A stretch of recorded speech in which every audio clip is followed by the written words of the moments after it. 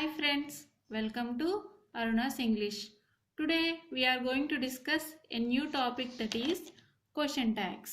Question tags means nothing but the confirmation of a question. That means అంటే ఏదైనా ఒక విషయాన్ని చెప్పి అవునా కాదా అని మనం కన్ఫర్మ్ చేసుకుంటాం. అదే క్వశ్చన్ ట్యాగ్.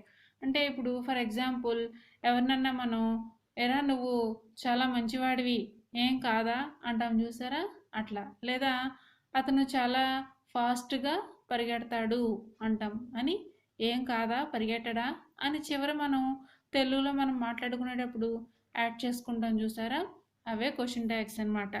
అంటే ఒక విషయాన్ని కన్ఫర్మ్ చేసుకోవడం, అవునా కాదా అని కన్ఫర్మ్ చేసుకోవడాన్నే వాటినే క్వశ్చన్ ట్యాగ్స్ అని అంటాం. అయితే దీన్ని క్వశ్చన్ ట్యాగ్ని తెలుగులో ప్రశ్నార్థక లఘు ప్రశ్న అని చెప్పేసి అంటారు.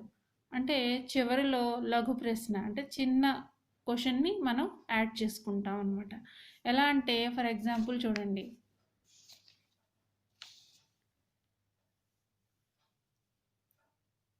హీ ఈజ్ ఏ టీచర్ అని ఉంది, ఇక్కడ ఈజంట్ హీ అని ఉంది. అంటే హీ ఈజ్ ఏ టీచర్, అతను ఒక టీచర్. ఈజంట్ హీ ఏ కాదా అని, అంటే అతను టీచరే అవునా కాదా అని, కాదా అని. She is not a writer, అంటే ఆమె రైటర్ కాదు.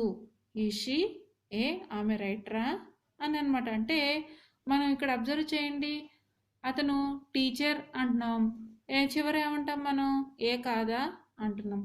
అలాగే ఆమె రైటర్ కాదు అంటాం, మనం చివరికి వచ్చేసరికి ఏమంటాము, ఏ రైటరా అంటాం. అంటే ఇక్కడ మనం అబ్జర్వ్ చేయాల్సింది ఏంటి, ఇక్కడ అవును అంటే ఇక్కడ కాదు అంటున్నాం, ఇక్కడ కాదు అంటే అవునా అంటున్నాం.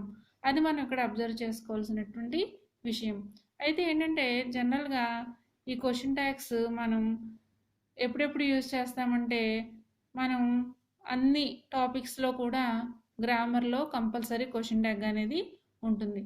అంతేకాకుండా ఇప్పుడు ఏ కాంపిటేటివ్ ఎగ్జామ్ తీసుకున్నా క్వశ్చన్ ట్యాగ్ లేకుండా క్వశ్చన్ పేపర్ అనేది ఉండదు. కంపల్సరీ దీని నుంచి మనం 1 or 2 మార్క్స్ గెయిన్ చేసుకునే అవకాశం ఉంటుంది. అయితే మీరు కనుక ఈ వీడియో చూసి చక్కగా క్వశ్చన్ ట్యాగ్స్ ఎలా రాయాలో నేర్చుకుంటే మీరు ఏ ఎగ్జామ్ రాసినా డెఫినెట్గా 2 మార్క్స్ లేదా 1 మార్క్ మీ సొంతం అవుతుంది. ఓకేనా? నేను చాలా వెడమర్చి మీకు ఎక్స్ప్లెయిన్ చేస్తాను, ప్లీజ్ ఫాలో మీ. అయితే ఈ క్వశ్చన్ ట్యాగ్ని మనం రాయాలి అంటే కొన్ని రూల్స్ ఫాలో అవ్వాలన్నమాట. ఏంటా రూల్స్ అంటే,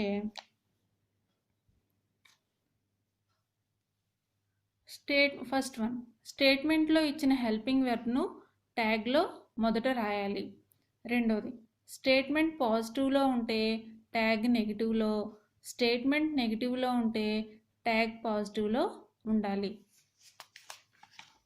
థర్డ్ వన్, స్టేట్మెంట్లో ఇచ్చిన సబ్జెక్ట్ను ట్యాగ్లో చివర రాయాలి.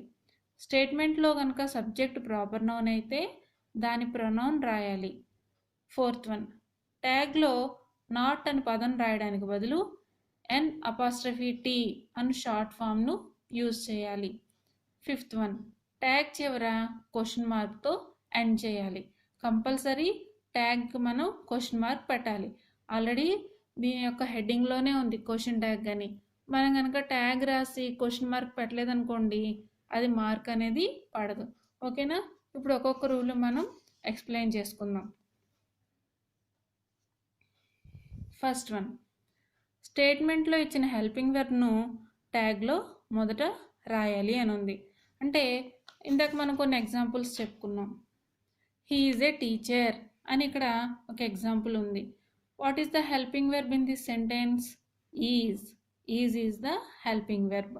అంటే ఈ ట్యాగ్లోకి వచ్చేసరికి ఈజ్ అనే హెల్పింగ్ వెర్బ్ని మనం ఇక్కడ యూజ్ చేస్తాం.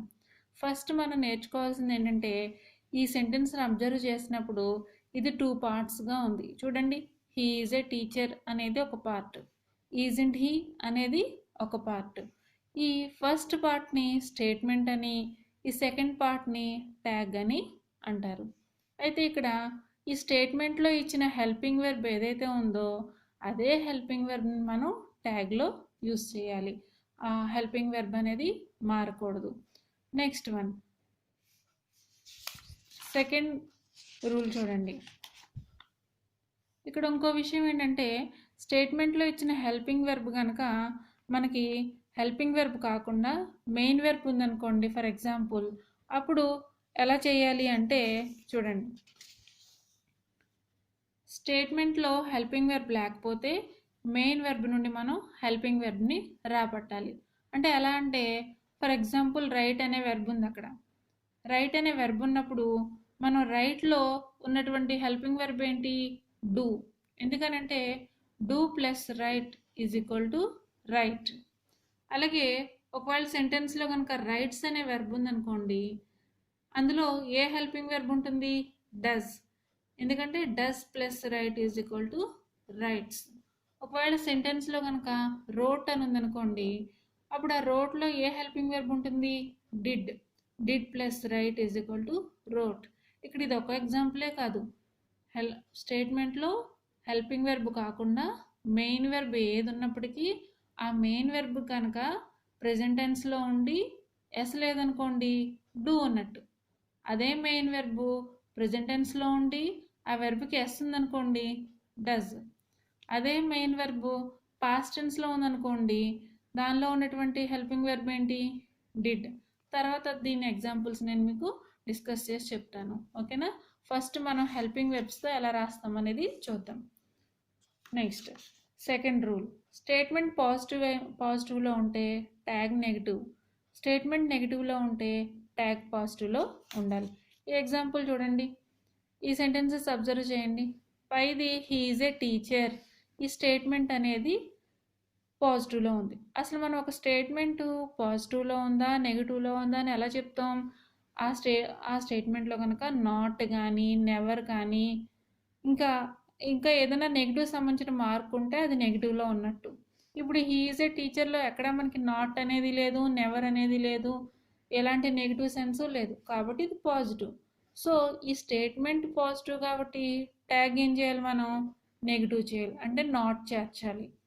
ఈ సెకండ్ సెంటెన్స్ చూడండి, she is not a writer, ఇక్కడ నాట్ ఉంది కాబట్టి this is a negative sentence. ఇది నెగిటివ్ సెంటెన్స్ కాబట్టి ట్యాగ్ ఏం చేయాలి? మనం పాజిటివ్లో రాయాలి. అందుకని ఇక్కడ నాట్ ఉపయోగించాలి. చూడండి, she is not a writer, ఇక్కడ నాట్ ఉంది కాబట్టి ఇక్కడ నాట్ లేదు, ఇక్కడ నాట్ లేదు కాబట్టి సెంటెన్స్లో ఇక్కడ నాట్ పెట్టాం. అలాగే third one, they are friends, అంటే వాళ్ళు ఫ్రెండ్స్. ఈ స్టేట్మెంట్లో కనుక ఎక్కడా కూడా మనకి నాట్ అనేది కనిపించట్లా, అంటే ఇది పాజిటివ్లో ఉంది. దీన్ని మనం నెగిటివ్లో రాస్తాం. ఎలా? అండ్ అపాస్ట్రఫీ టీ అనేటువంటి నాట్ని చేర్చి మనం నెగిటివ్ ట్యాగ్ అనేది చేస్తాం. సో ఫైనల్గా మనం తెలుసుకుంది ఏంటంటే ఈ స్టేట్మెంట్ పాజిటివ్లో ఉంటే నెగిటివ్ ట్యాగ్ రాయాలి, స్టేట్మెంట్ నెగిటివ్లో ఉంటే పాజిటివ్ ట్యాగ్ రాయాలి. ఓకేనా? This is the second rule. Third rule,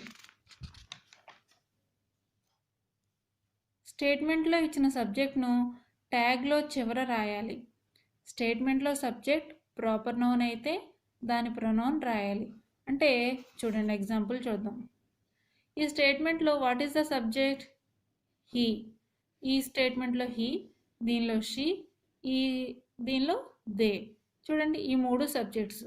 ఈ సబ్జెక్ట్స్ మనం ట్యాగ్లో ఎక్కడ రాస్తున్నాం? లాస్ట్లో రాస్తున్నాం. చూసారా? That is the rule. అంటే ఇక్కడ ఒకవేళ కనుక ఇవి హీ, షీ, దే ఇవన్నీ ప్రొనౌన్స్, ఈ ప్రొనౌన్స్ కాకుండా ప్రాపర్ నౌన్స్ ఉన్నాయనుకోండి, అంటే కమల, సీత, రాజా, రవి అలా ఉన్నాయనుకోండి, అప్పుడు ఏం చేయాలి? అవే రాయకుండా వాటి యొక్క ప్రొనౌన్ రాయాలన్నమాట. అంటే ఫర్ ఎగ్జాంపుల్ ఇక్కడ హీ బదులు రవి అనుకోండి, రవి ఈజ్ ఏ టీచర్ అని ఉంది. అప్పుడు ఇక్కడ ఏం చేస్తారు మీరు? ఈజింట్ రవి అనకుండా రవి యొక్క ప్రొనౌన్ ఏంటి? హీ. కాబట్టి ఇక్కడ మీరు అతని ప్రొనౌన్ ఈజింట్ హీ అని యూజ్ చేయాలి. లేదా ఇక్కడ లత, లత ఈజ్ నాట్ ఏ రైటర్ అని అనుకోండి, అంటే షీ బదులు ఇక్కడ లత ఉంది, లత ఈజ్ నాట్ ఏ రైటర్ అని ఉంది. అప్పుడు మీరు ఈజ్ లత అనకూడదు, ఏం చేయాలి? లత యొక్క ప్రొనౌన్ యూజ్ చేయాలి. లత అంటే అమ్మాయి కాబట్టి ఫీమేల్ కాబట్టి మీరు షీ అనేది తీసుకోవాలి. ఓకే. అలాగే ఇక్కడ దే ఉంది, దే బదులు ఇక్కడ ఏమైనా నేమ్స్ చెప్పామనుకోండి, ఎలాగా? Ram and Shyam are friends అన్నాం మనం. Ram and Shyam are friends. ఇక్కడ రామ్ అండ్ శ్యామ్ అనేది సబ్జెక్ట్. అయితే వాళ్ళకి ఇక్కడ మనం ట్యాగ్ రాసేటప్పుడు దే ఉపయోగించాలి. ఎందుకని? వాళ్ళ యొక్క ప్రొనౌన్ రామ్ అండ్ శ్యామ్ ఇద్దరున్నారు కాబట్టి వాళ్ళ ప్రొనౌన్ ఏంటి? దే. సో మనం ఏం చేయాలంటే స్టేట్మెంట్లో ఉన్న సబ్జెక్ట్ని ట్యాగ్లో చివరి రాసుకోవాలి. ఇన్ కేస్ ఆ సబ్జెక్ట్ కనుక ప్రాపర్ నౌన్ అయితే దాని యొక్క ప్రొనౌన్ రాసుకోవాలి. Okay, next rule.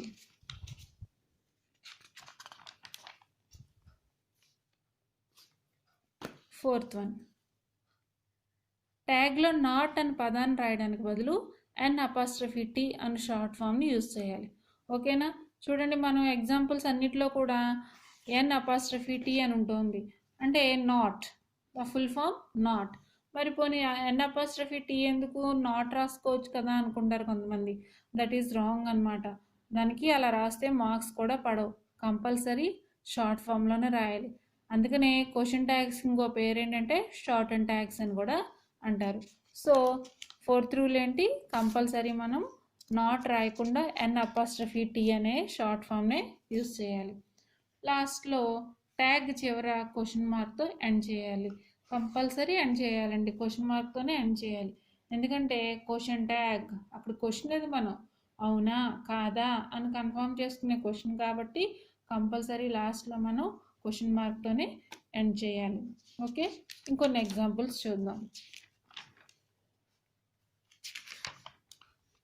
చూడండి, first one, he is an illiterate, isn't he. ఇక్కడ ఈ స్టేట్మెంట్లో ఇది స్టేట్మెంట్ అనేది పాజిటివ్లో ఉంది కాబట్టి ఇక్కడ నేను నెగిటివ్ ట్యాగ్ రాశాను. అబ్జర్వ్ చేయండి, ఇక్కడ ఉన్న హీ అనే సబ్జెక్ట్ ఇక్కడికి వచ్చింది, అవునా? నెక్స్ట్ హెల్పింగ్ వెర్బ్ ఏం తీసుకున్నాం? ఇక్కడ స్టేట్మెంట్లో ఉన్న హెల్పింగ్ వెర్బ్నే ఇక్కడ తీసుకున్నాం. ఇక్కడ జస్ట్ మనం ఇది పాజిటివ్లో ఉంది కాబట్టి దీన్ని నెగిటివ్ చేసుకున్నాం, అంతే తేడా. Next one, he was a journalist. ఇక్కడ హీ వాజ్ ఏ జర్నలిస్ట్లో హీ అనే సబ్జెక్ట్ని ఇదిగో లాస్ట్ తీసుకున్నాం ఇక్కడ. నెక్స్ట్ ఇక్కడ ఉన్న హెల్పింగ్ వెర్బ్ ఏంటి? వాజ్. సో వాజ్ తీసుకున్నాం. ఇది పాజిటివ్లో ఉంది కాబట్టి మనం నెగిటివ్ అంటే నాట్ పెట్టుకున్నాం. ఇక్కడ N' పెట్టుకుని లాస్ట్లో క్వశ్చన్ మార్క్ పెట్టాం.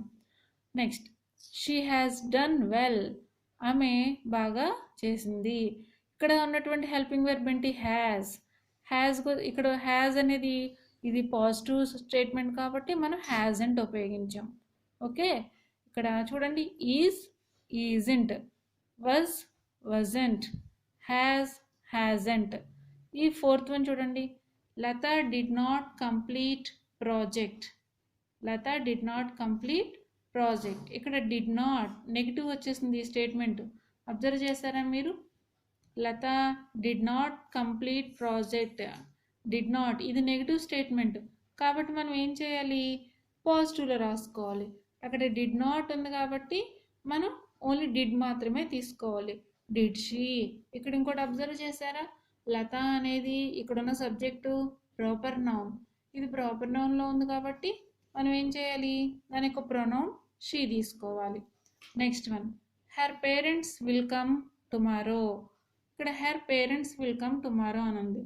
అంటే ఆమె పేరెంట్స్ రేపు వస్తారు. ఇక్కడ హర్ పేరెంట్స్ ఇదంతా కూడా ఒక సబ్జెక్ట్. ఇది ఇందులో చూడండి, మీరు అబ్జర్వ్ చేయాల్సింది ఈ స్టేట్మెంట్ పాజిటివ్లో ఉంది అంటే ఎక్కడ మనకి నాట్ అనేది కనిపించలా కాబట్టి మనం దీన్ని నెగిటివ్ రాసుకోవాలి.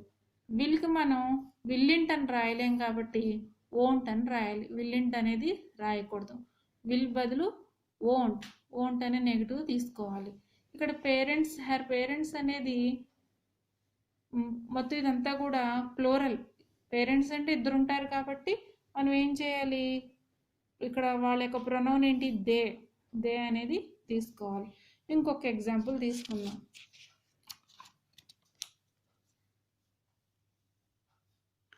I am a teacher. ఇక్కడ చూడండి, హెల్పింగ్ వెర్బ్ ఏంటి? యామ్. మరి ఇక్కడ యామ్ ఉంది, మనం ఏం రాయాలి? ఇక్కడ యామంట్ రాయాలనుకుంటున్నారా? అది రాంగ్. ఎందుకంటే అసలు యామంటై అనేదే లేదు. యామ్ ఉన్నప్పటికీ కూడా మీరు ఒకటి గుర్తుపెట్టుకోవాలి, ఏ హెల్పింగ్ వెర్బ్ ఉన్నా మనకి ఏమవుతుంది? ఆ హెల్పింగ్ వర్బ్ తీసుకుంటున్నాం, నెగిటివ్ రాస్తున్నాం. బట్ ఇక్కడ ఏంటి, యామ్ ఉన్నప్పుడు మటుకు యామ్ తీసుకోకూడదు, యామ్ బదులు ఆర్ తీసుకోవాలి. ఆర్ అంటై, యాక్చువల్గా దీన్ని ఏమని పిలవాలంటే ఆంటై అని చెప్పేసి పిలవాలి.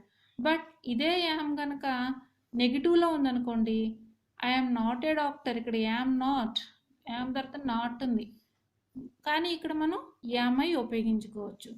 ఇక్కడ నెగిటివ్ ఉంటే యామై రాసుకోవచ్చు, పాజిటివ్లో ఉంటే మటుకు ఆర్ అంటై అంటే ఆంటై అనేది రాయాలి. యామ్ నాట్, యామ్ పక్కన కనుక నెగిటివ్ ఉంటే యామై రాసుకోవచ్చు, అదే కనుక పాజిటివ్లో ఉంటే ఆంటై అనేది రాయాలి. ఇది ఒకటి కన్ఫ్యూజ్ అయిపోయి అందరూ మిస్టేక్ చేసేది ఇది ఒకటే.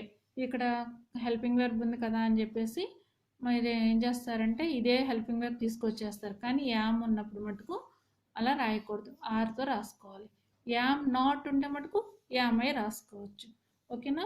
సో ఓకే ఫ్రెండ్స్, ఇంకా నెక్స్ట్ పార్ట్లో క్వశ్చన్ ట్యాగ్స్ గురించి ఇంకొన్ని రూల్స్, ఇంకొన్ని ఎగ్జాంపుల్స్తో ఎక్స్ప్లెయిన్ చేస్తాను.